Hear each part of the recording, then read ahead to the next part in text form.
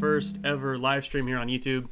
Hopefully everything's coming through good. I'm looking good on my end, so hopefully everything's coming through good on your guys' end. I've done Periscope, and I just started the YouTube channel, so I'm not even used to YouTube yet, but here I am trying to figure out this live stream. Hopefully everything's working good. But yeah, guys, what is up? Man, starting off the 2020 off-season hot. Of course, rumors are just swirling like crazy.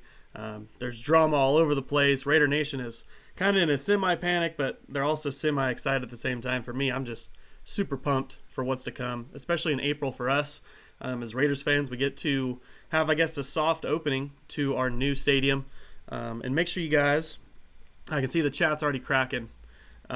Keep popping off questions and topics here. I'll try and cover things as much as I can. I got a couple different ways to keep up with you guys here. But yeah, I mean, this live stream is something I probably do maybe like once a month or more, depending on how things are going. I really just wanted to do it now as a test. Things aren't too crazy, of course, in Raiders news. So now is the time to pop it off. And I'm just going to keep it simple. You're just going to be watching me the whole time, unfortunately. As things grow and I get more used to what I'm working with here, I'll start pumping up the broadcast and, pretty it up a little bit for you guys. But yeah, like I said, like we're starting this thing off, transition to the 2020 season. We get a soft opening into Las Vegas. And really, it's going to be nice because I don't really know that Raider Nation is going to know how to act. We've been in these big cities. We've been in LA. We've been in the Bay Area. We've been in Oakland. We've done all these things. But what NFL team, let alone really Raiders team has ever had a city like this to where you could just walk out of your stadium and the city is yours? I mean, I'm hoping Silver and Black is just absolutely swarming the entire place. Let me see here. Things are getting a little funny on me here.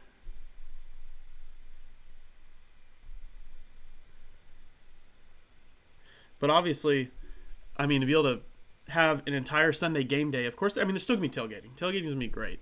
For all the originals, the people traveling from the Bay Area, I'm sure that's what you're going to want to do. That's what I'm going to want to do. But getting the Vegas experience is going to be like something completely different, as you can tell already by the stadium.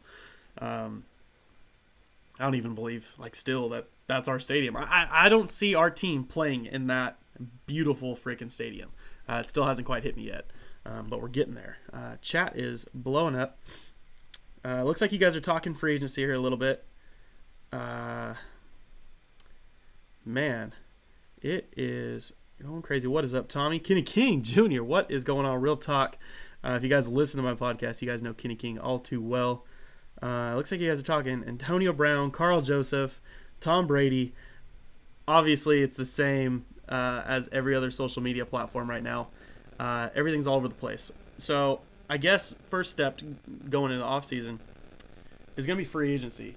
You know what? No, before we talk about free agency, guys, let's recap what we've kind of done already this season. Shout out, man, Richie Incognito.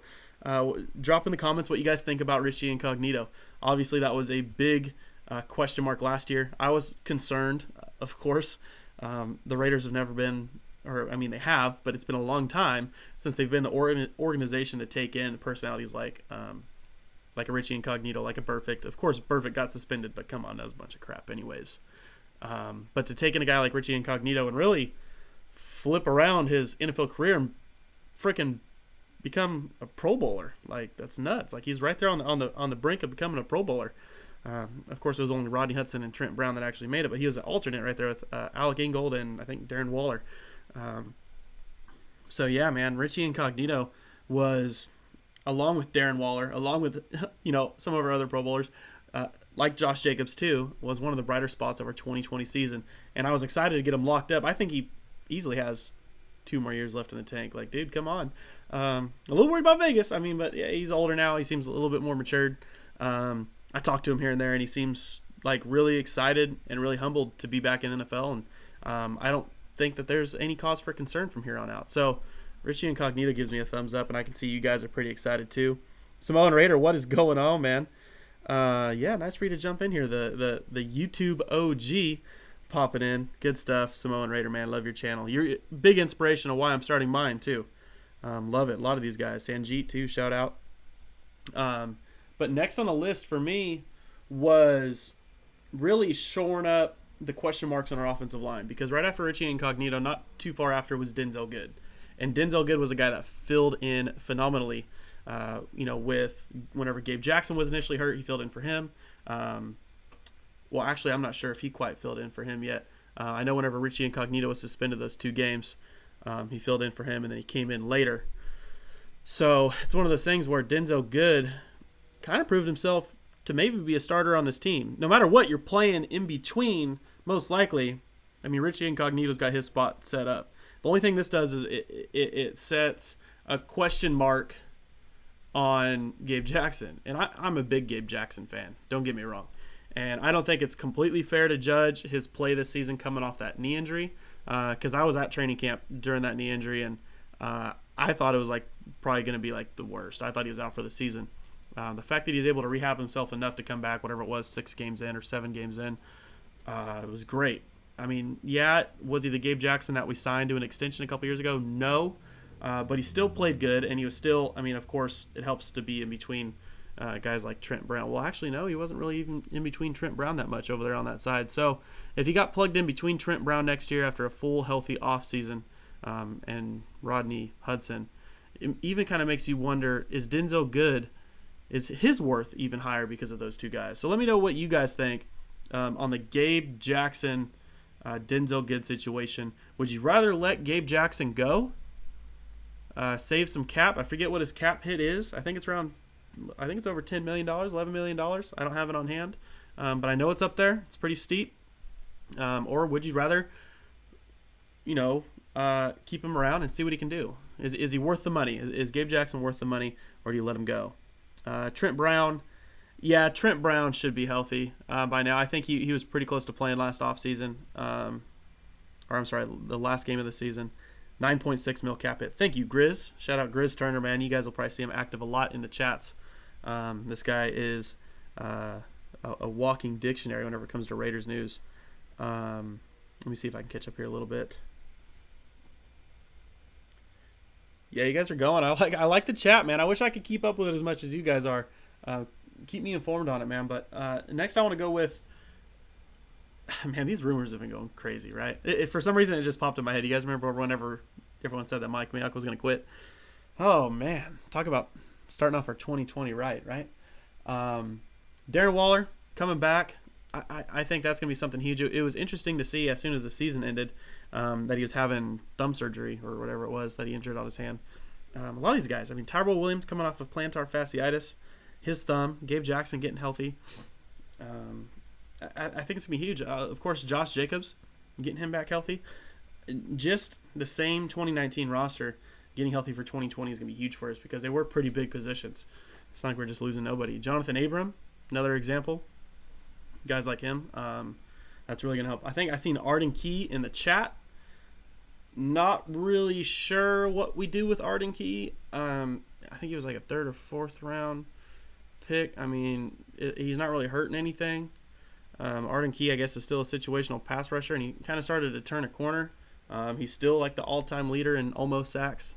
I still think he's there, but it sucks because whenever you're getting hurt like that, it's hard for you to, develop yourself into what you want to be. It's kind of just holding you back. You're just gonna keep returning as the same player you were before, but maybe you lose a little bounce. But Arden Key, one of those guys. But obviously, free agents now kind of start popping into mind. Abram gonna be solid. Let's see. Cut Waller. Come on, man. Dope shirt, thank you. I don't even know where I got this from. I think my wife randomly showed up with it, or even my dad buys me a lot of shirts too, so my dad might have just randomly dropped off this shirt. Let me see if I can catch up here a little bit with you guys in the chat. But yeah, shout out to everybody getting active right now, man. Chloe Wolf, Brian Van Horn, Ivan the Great, man. Shout out Ivan. Follow you on Twitter. Big Drox, Sal Roke, Grizz, yeah. Shout out Grizz again, still in here. Tim, yeah, Artie Estrada, man. Yeah, well, that's what's up. Kenny King, hopefully my buddy Kenny King's still sticking around here. But yeah, no AB. Don't even get me started on the Antonio Brown topic. Antonio Brown is no. If you guys are watching this right now and you want to know my opinion on Antonio Brown, I want you to go back. Simone Raider was in this chat a second ago. I don't know if he still is. Go to his channel and you can just watch probably like the first minute of his video, and you're going to get my reaction to what I think about Antonio Brown. You can't believe a thing that this guy's saying. I'm sorry. Just talk to John Gruden. And actually, that's one thing I didn't hit on in the video. If he talked to John Gruden, and that could very well be true. John Gruden, has always had, an infatuation with Antonio Brown. And he did everything in his power to make it work. You heard him in that final video. He tried to make everything work. But that makes me concerned with Mike Mayock. I mean, I don't think Mike Mayock would want to bring him back anytime soon. Or at all, right? Does Mike Mayock know that they're still in contact in case there was a possible reunion? I mean, don't get me wrong. Mike Mayock's the dude. But John Gruden's going to get the guys that he wants. You know what I mean? I mean, John Gruden's going to tell Mike Mayock, hey, if we can get something for this guy, if we can make this deal happen, Mike Mayock's going to try and make it happen for John Gruden. Don't get me wrong, Mike Mayock's a draft guru, and I think John kind of has his needs. I think he collaborates with Mike on what his needs are, and then Mike goes out there and tries to find the best talent available to fit John's needs. But whenever it comes to Antonio Brown, I don't know. I think John was hopefully just reaching out, and let's see what your guys' opinions are. Ivan, I agree with that. I think he was just reaching out just to see how he's doing mentally. Obviously, that's kind of my biggest concern was his kids. So, yeah, we'll see. Antonio Brown is no. I see some rookies getting dropped in the chat. Lamb or Ruggs? That's a good question. I want to talk about some free agents, but Lamb or Ruggs? Okay. Now, I feel like, man, it's so even to me because for me, I feel like CeeDee Lamb's the best wide receiver in the draft. Hands down. I mean, he's the most complete. He can run the short routes. He gets the yards after the catch. He can run all the deep crossing routes. Everything. He's a big-bodied dude. And I don't want to say Henry Ruggs isn't, but I don't think he's quite as brushed up as CeeDee Lamb. I think he's a step behind him. But for our offense and what's going to help us, I think Henry Ruggs can be just as valuable given the speed that we need on this offense, because that's what we're missing, speed on the outside. I think there was a stat that came out that Darren Waller was the second most isolated out wide tight end this year in the NFL, and that's mainly because we just don't quite have the talent outside wide right now. We have Tyrell Williams who's out there, and I think with Darren Waller, I think he'll still get those isolation routes next year. But if we had a true number one receiver, those numbers would go down, 100%. It's the same thing that we did the year that we traded Amari Cooper. Amari Cooper wasn't trying at practice, right? He was giving up. He wasn't even trying. He didn't even care. And there were wide receiver one routes, and I know this for a fact. There were wide receiver one routes that Amari Cooper should have been the guy on the play one-on-one. That they move Amari at the top to get one-on-one and let him make the play. But because he wasn't doing well at practice, they were putting Jared Cook in that spot. So I'm not saying that we had a wide receiver that was like Amari Cooper this year, but when you have a wide receiver like that isn't going to be, the best all-around receiver, and your tight end is, we're going to put Darren Waller out there. You put Henry Ruggs out wide one-on-one, let that guy run. CeeDee Lamb one-on-one all day long. That's going to take some pressure off of Darren Waller big time. It's going to take pressure off of everybody. So to me, wide receiver one, both of them. I have a little, I get biased just like I do with my Raider stuff. So instead of always just picking the guy that I try and like, I don't try and be a talent evaluator, right? I like my guys that I watch on film and stuff like that, but I get like draft crushes, and for me, Henry Ruggs is a draft crush because he's going to be running a really low, I think he's going to run a low 4.3, 4.2, probably a 4.2 something, 4.25, 40 at the combine. Now, combine numbers are nothing, but Henry Ruggs, is a do-it-all wide receiver. And I know, shout out to Grizz, I know he's in here and he's big. There we go. Kenny King, 1A, 1B, completely agree. And I still think that CeeDee Lamb's probably going to be gone before then, depending on what your mock draft machines are still giving you. I've only done one mock draft, and I did it as a joke, and I just drafted all quarterbacks to laugh about it. But I think CeeDee Lamb is going to be a top 10 pick. Jerry Jeudy's going to be really close, right behind, if not, right there with him. And then I think Henry Ruggs is going to be our guy. I don't know why. I just feel like Henry Ruggs is going to be our guy. I also like T. Higgins. I wouldn't mind double dipping on wide receivers, honestly. I would not mind double dipping on a wide receiver in the first round. If we came away with Henry Ruggs and T. Higgins, boom, there goes the offense. And honestly, if we can, depending on how we go into free agency, and that's what I want to talk about next, depending on how we go into free agency is how we can gauge what we're going to do the rest of the time in the draft. Because we're so deep at wide receiver, we can literally shore up our wide receiver position literally in the draft, in the first couple of rounds of the draft, or first 3 rounds, given we don't have a second round pick. And it's not going to be, a number 1 wide receiver like N'Keal Harry that only had 105 yards in 7 games in New England or anything like that, So looking at some free agents here. I'm just going to skip. I have a little list here.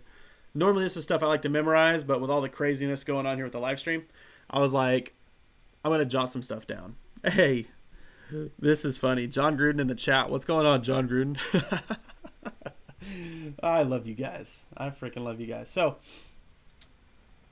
we have, I'm sure someone can give me the proper cap number, but off the top of my head, I think we have the 11th most cap space. It's 44 million or something like that in cap space going into the offseason. And that's not counting maybe a possible cut of a Gabe Jackson or something like that. So going into this free agency, the first thing I'm looking at after watching the Super Bowl or watching the playoffs is I want to build my defense exactly how the 49ers did. Maybe not exactly. Of course, you're going to have your own little style of things and everything's going to be different, but their defense started with the front. Right? They had a pass rush. We're not going to go out. We're not going to go get Nick Bosa. Nick Bosa is a great defensive end, but we have Max Crosby. Now we just need a complement. And, we had a guy like Benson Mayo who I think voiced his frustrations early in the season. Maybe he just wasn't quite all plugged in. I think he still played great. And we had even guys like Deion Jordan rotating in.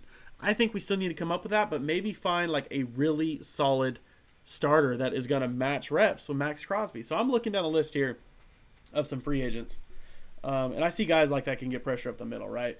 Maybe like a Chris Jones, maybe like a good, and this guy kind of I think matches up maybe a little bit like Mo Hurst, but a Leonard Williams, grew up a Raider fan, he's gonna be a free agent. And then I see pass rush specialists, Vic Beasley, Dante Fowler, Jadeveon Clowney, who's bouncing back from injury again. And then there's guys like veteran guys that I could see. Ezekiel Ansah is a guy I wanted last year, but I'm not really sure what his number is going to be.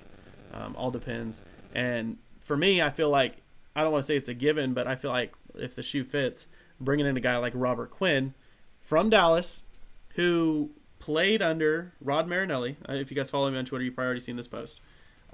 It makes a lot of sense for him to come in and play in the same system with our new defensive line coach, his old defensive coordinator, Rod Marinelli. So obviously there's a lot of options in free agency. I mean, there's 10 guys out there that you can bring in to help, instant upgrade. And our defensive line wasn't bad last year. It was a big upgrade. We did great, but we were still middle of the pack. We don't need a middle of the pack defensive front. We need a top 10 defensive front. So we need a couple guys to go in there and make a huge impact. Max Crosby, I think, is going to make a leap. Cleveland Farrell is going to make a leap. Mo Hurst is there. Mo Hurst almost, I think a lot of people thought he was having kind of like a fall-off season. He tripled his pressures this year, was getting there. PJ Hall was a little bit of a disappointment. There's some good Hankins. There's a lot of good dudes that we had in the interior of that defensive line. Just a piece or two, you know what I mean? Just pile it up. We have the money. But the biggest position now is obviously going to be linebacker. Trying to get through here. Bruce Irvin. Oh man, Bruce Irvin. That I'm done. We're kicking Kenny out the chat, man. There's no Bruce Irvin in here. Yes, can't wait to have Jonathan Abram back, and that's actually I'm going to get to safeties here in a second. But linebacker is obviously, I think, our biggest need this season because I think that's what hurt us the most last season. That was probably our most disappointing group on defense. 1 second. And a couple guys on my list. I'm looking at a guy like Blake Martinez. I think he's dealt with some injuries, but he led the NFL in tackles a couple years ago, 2-3 years ago. He could be a solid guy to bring in. Like I said, we're not going to be able to get the top guy in every position group. So at some point, we got to, pick and choose our battles. A guy like Blake Martinez that can make some tackles and find the ball carrier could be the guy. But really, ideally, I'm looking at guys like Joe Schobert coming from the Browns or Corey Littleton from the Rams. Those are going to be like the two guys. But then I look at like what happened last year. Who were the linebackers that were getting C.J. Mosley got wildly overpaid. I think it was to be in New York. I don't want to pay a linebacker that much money. I get it. We sucked at. It wasn't our best position this year. I get it, but paying him whatever it was where's my chat friends? My chat friends know these numbers. I'm sure Grizz knows. What did C.J. Mosley get paid last year? But Corey Littleton and Joe Schobert are still my top options. But then I see guys like I'd love to bring back Will Compton. I felt like our defense did kind of turn the page whenever Will Compton took the helm. Of course, I felt like it also fell off after we lost Vontaze Burfict. So do we give Vontaze Burfict another chance? 5-year, $85 million. So, okay, my math brain's dead. I'm not going to try and calculate in front of you guys. It'd be embarrassing. So, Will Compton is another guy I'd like to bring back. And just like what I was telling you guys with Robert Quinn, I feel like Sean Lee is going to be another guy that's going to be on our radar. I know he's injury prone. I know he's not like a top, he's probably not even a top 5 available free agent linebacker. But he does make some sense to, help some of the young guys. Maybe we do try and go with a linebacker early in the draft, and Sean Lee's there, just like what Dallas did, right? They had Van Der Esch and Sean Lee, kind of the safety net. So now Sean Lee's gone, Van Der Esch takes over, and he was able to work behind Sean Lee, who knows the defense, as well as what we're doing now with Rod Marinelli. Of course, Rod Marinelli is the defensive line coach. I still think he has ability to take over more of the defense, but he knows more of the defensive front. So, okay, let's see. I'll take a break here. I'll take a break while we're talking about free agents and enjoy you guys a little bit here. Ryan Taga. I'm very bad with pronunciation, so you got to work with me here. Mosley got overpaid, but I don't think that means we shouldn't spend money on Littleton. He's actually good. And I agree with you. If we're going to break the bank on somebody, it better be a defensive lineman or a linebacker. Not fully against it. And maybe, I feel like the NFL never does this, but maybe teams are seeing that they got overpaid and they can try and throttle that back a little bit. Hopefully the contract isn't quite what C.J. Mosley got. But you can already tell they're going to be leveraging that, and somebody's going to overpay for the linebacker.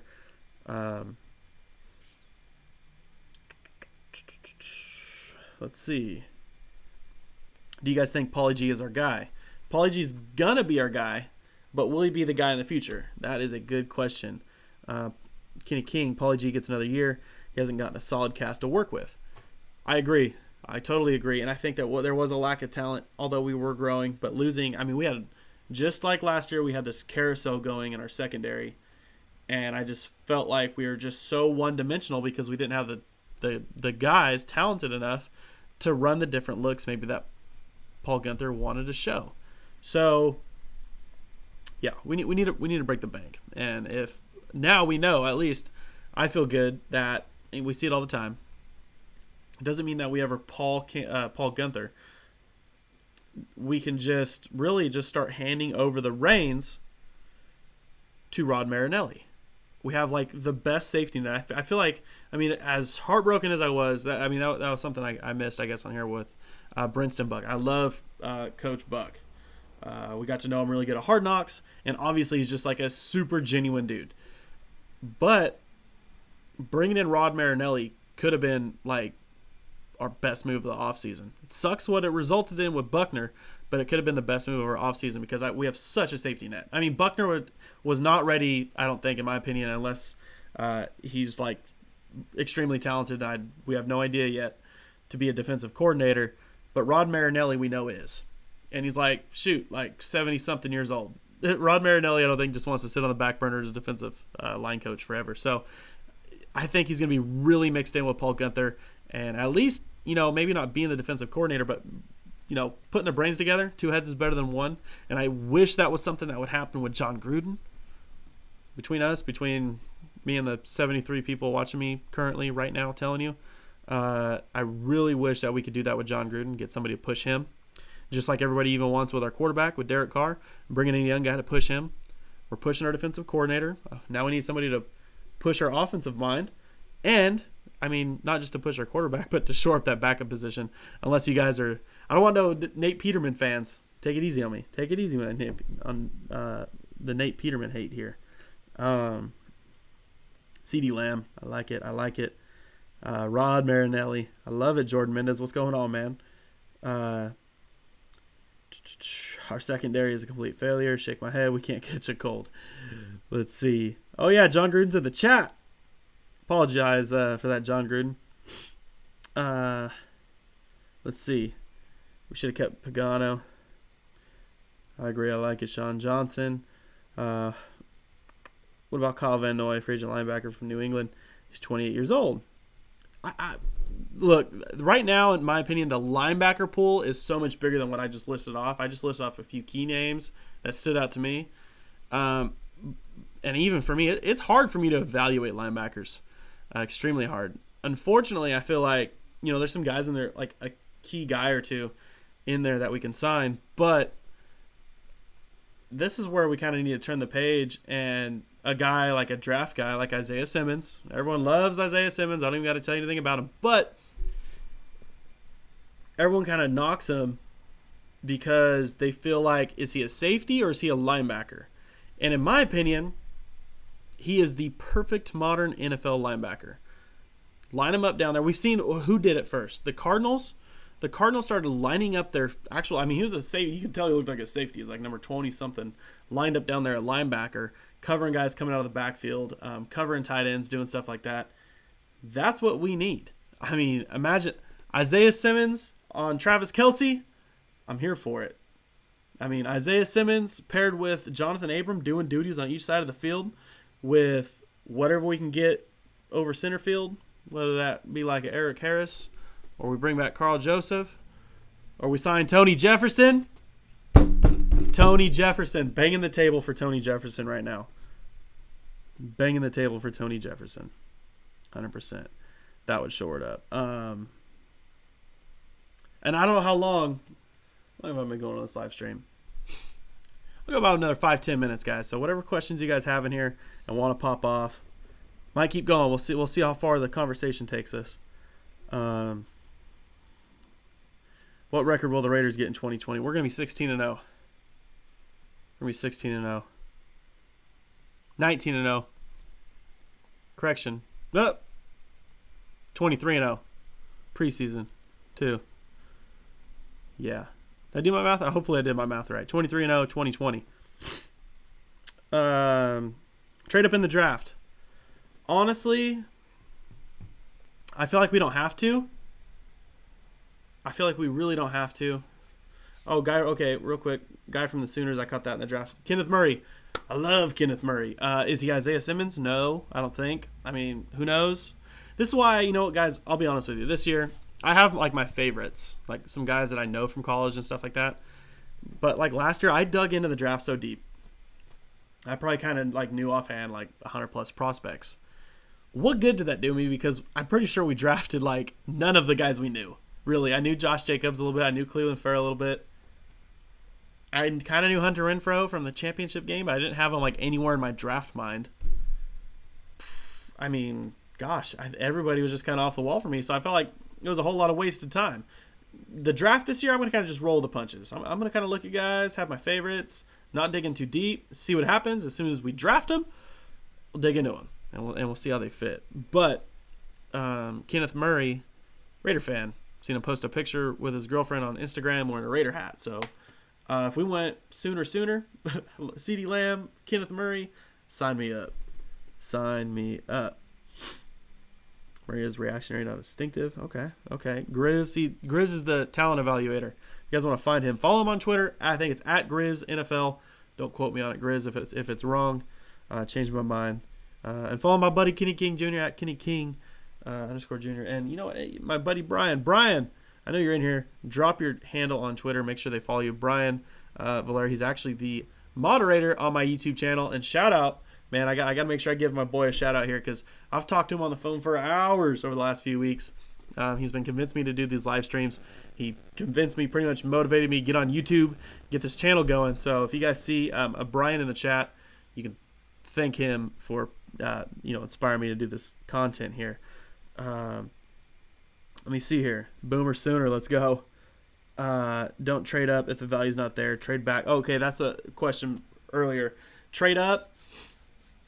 I don't think we have to because there's so much talent right there. And honestly, I'm going to keep saying this because I feel like Mike Mayock's going to stick to it. He's not really into those top picks. I could see him trading back, honestly. I could see us not even picking right there at 12. So I wouldn't be surprised if we didn't pick until 19, and then we had maybe a late first or somehow picked up. I mean, the possibilities are endless right there at 12 if we wanted to take a step back a little bit. The wide receiver class is deep. We can still get a wide receiver depending on what we do in free agency. And, I mean, Mayock does not like those early picks. He said it last year. He'd rather not have a top 10, top 15 pick. He'd rather have that 20 and beyond. That 20, and that's obviously where he nailed this year, right? I think everybody's happy with every single pick except they feel like we didn't get the value at number 4, which that's still to be determined. We're going to wait. I mean, rookie year, I don't think he was the impact of a top 5 player, but play good next year, and I don't really care what he did his rookie season, honestly. Transform and turn into a different player, and I really don't care. Raider Nation for life, what is going on? Let's see. Let me catch up here. I'm doing my best.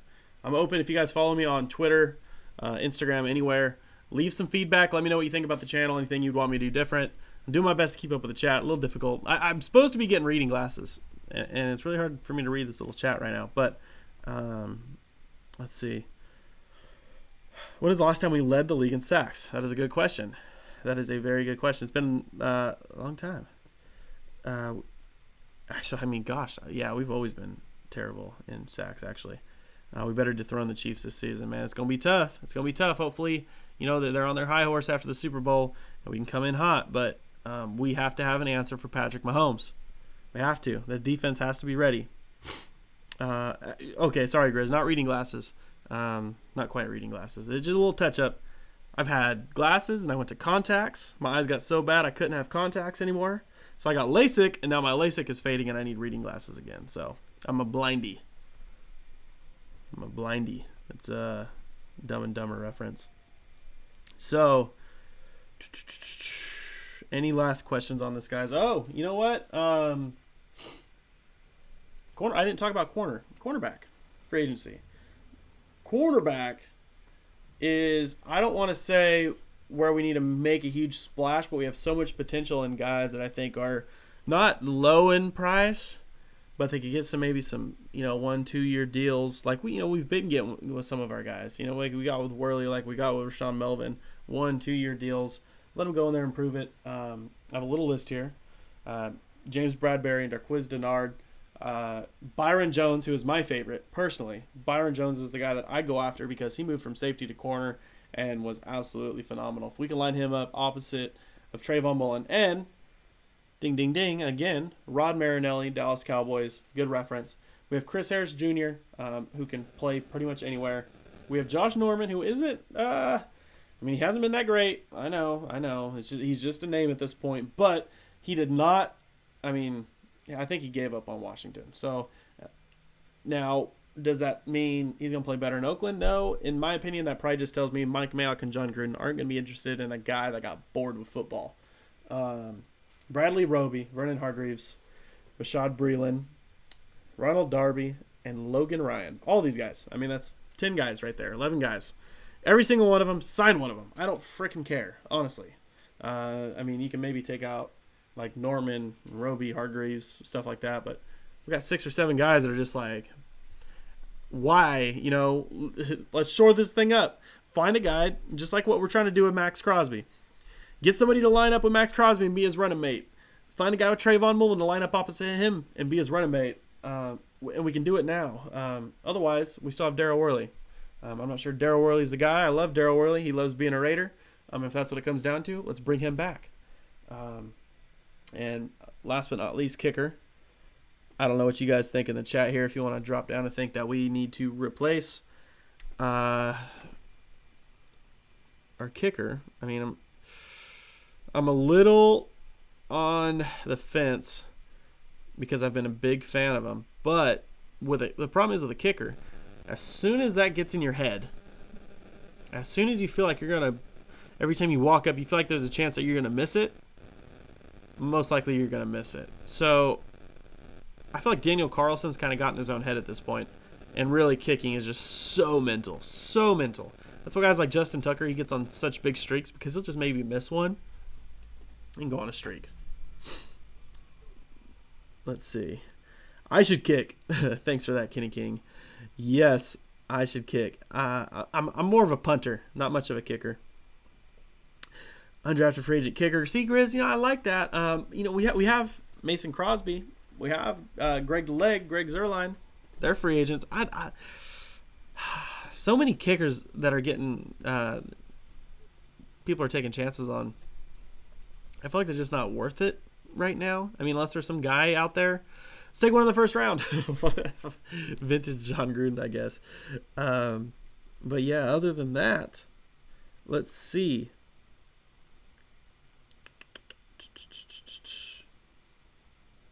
It's creaking. I don't know what's going on here. Maybe the stream's going bad.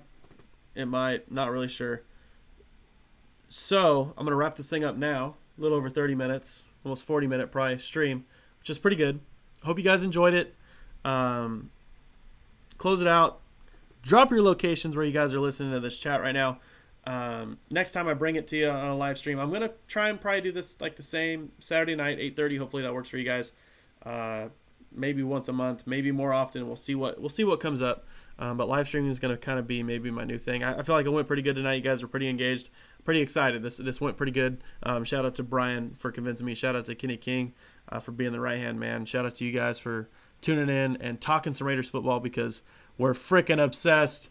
Every single one of us are freaking obsessed. And I'm just a little crazy when it comes to computer work. So I find ways to make some semi-cool things, I guess. I don't know. I just toy with it. I've never done this before. Video design stuff isn't really my thing. I mess with Periscope. But this is all new. So other than that, Raider Nation, I should be dropping a video on this YouTube page. Make sure you hit that subscribe button. If you're watching for the first time, you're not subscribed, change that now. Subscribe to this channel. Get some stuff going. I'm almost hitting 2K subscribers already in a few weeks. Super pumped on it. YouTube is obviously the thing. Podcast is still going to be going. I took this week off for the live stream, but podcast is still the same. Make sure you subscribe. All my information is at RaiderCody.com. But other than that, I'll see you guys later.